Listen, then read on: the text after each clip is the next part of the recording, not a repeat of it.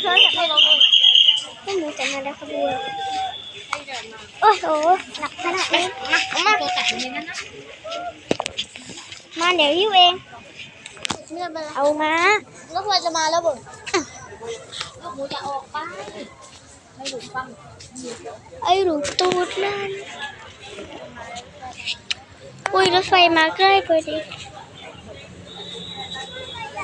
เอา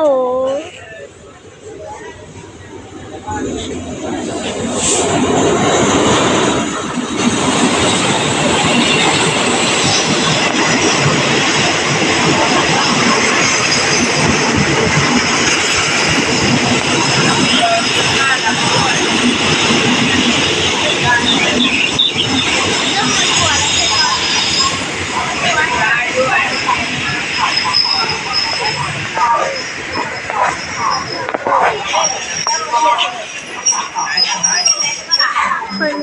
ว่าหัวคนเต็ม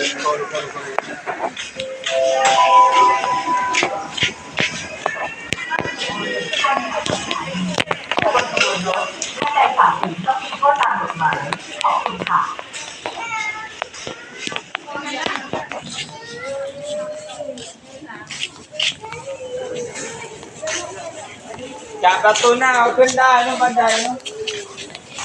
มีคนดีเนาะบันไดโอ๊ย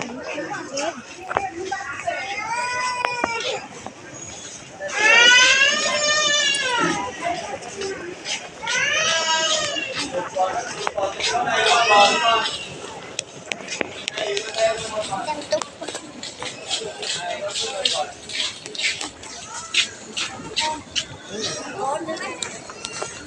เดินเข้าข้างในเลยครับเดินเข้าข้างในเลย